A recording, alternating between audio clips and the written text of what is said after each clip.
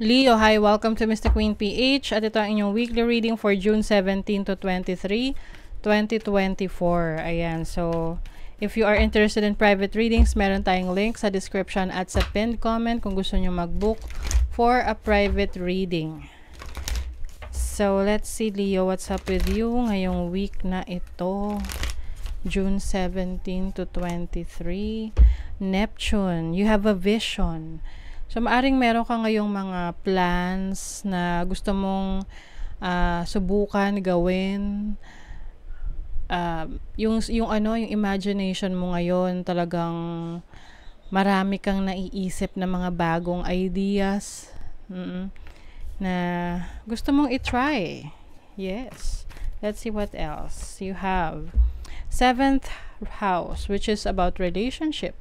So, maaring this week, you will also focus on your relationship, romantic man yan, family, friends, but for some of you, marriage ito, or sa partnership mo with someone. Pwedeng if you are in a relationship ngayon, pwedeng yung partner mo, tsaka ikaw, meron kayong naiisip na magandang ideas together na gawin ninyo. Like, you want to start your own business or you have your project na gusto nyong gawin. You also have the 6th house, which is your health, no? Yung kalusugan. So this week, napaka-importante rin na magbigay kayo ng attention sa inyong health, lalo na kung meron na kayong mga nararamdaman dyan, no? Minsan kasi kahit wala alam mo yung regular check-up. Oo. Like annual check-up para at least kung meron mang mga potential na issue sa katawan naagapan. And this is also balancing your chakras. So pag maaring mas magbibigay ka rin ng attention sa mga yung meditation. And 6th house is also about your work, your daily routine. So maaring meron kang mga bagong routine na isasama or isasali sa pang-araw-araw mong ginagawa. Let's say, for example, dati hindi ka mahilig mag-jogging. But ngayong week na to, sisimulan mo na mag-jogging. Isasama mo na yan sa daily routine mo. Or anything na will help you improve your health, yung kalusugan mo, yung diet, ganyan. Or certain na pagkain ng mga certain fruits or vegetables na makakatulong sa'yo, or pagtitake ng supplements. Okay? Let's see your overall energy. You have the Knight of Cups. So there's an offer, can be a love offer for you.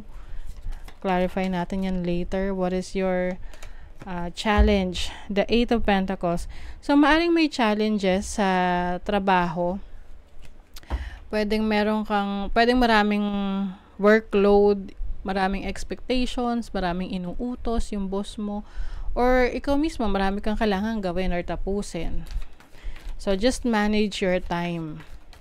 Kasi minsan nadidistract tayo na, halimbawa, meron tayong kailangang asikasuhin for this day, and then na-distract tayo sa isang bagay na interesting sa atin. Tapos doon na tayo nag-focus, nakalimutan na natin yung gagawin natin for the day. So, unahin mo muna yung kailangang ma-accomplish for the day, and the rest, doon na lang sa ibang bagay na interest mo, 'di ba? Para wala ka nakakaligtaan. So, your opportunity is the Magician. This is stepping into your own power.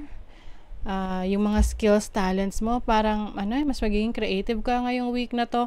It makes sense na with the Neptune energy because that's about your imagination, your creativity. So pwede ring yung iyong mindset ngayon, yung iyong communication skills ay magi-improve ngayong week na to. Oo.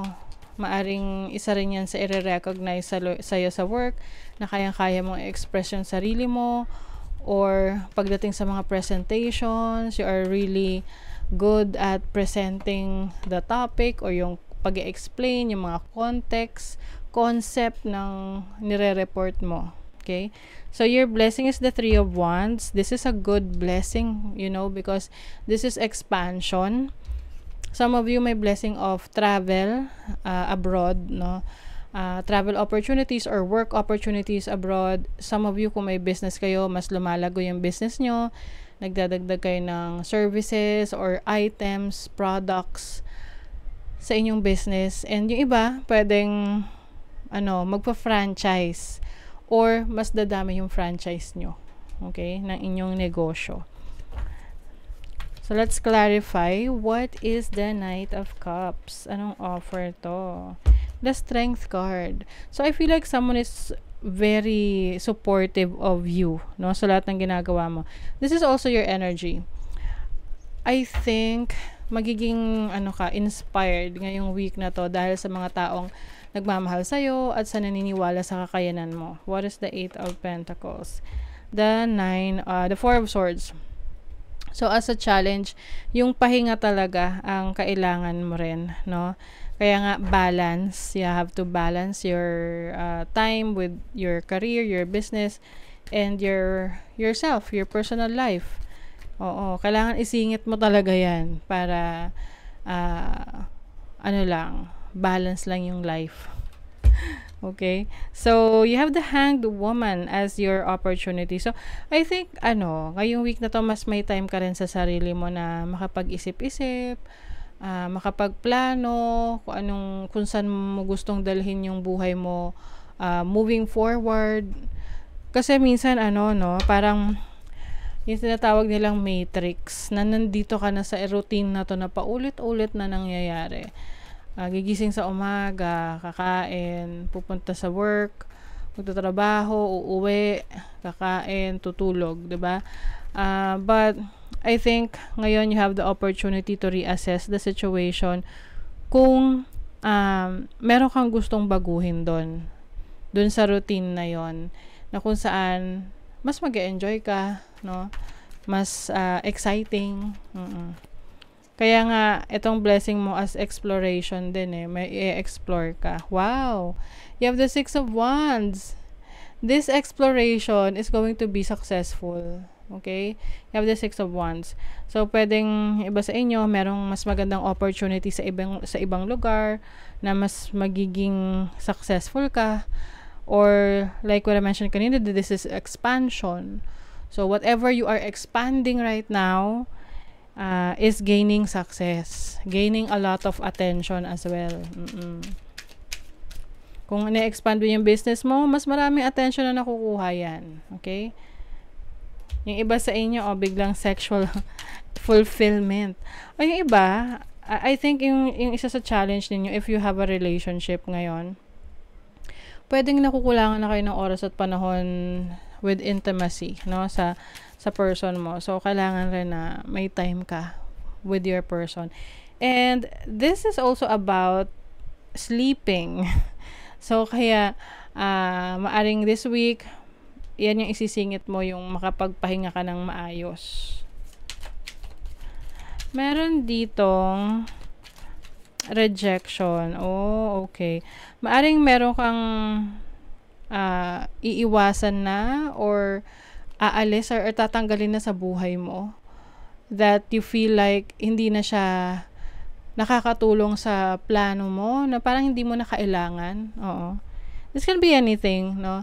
Can be a routine or yung parang activity mo na hindi mo naman na kailangan.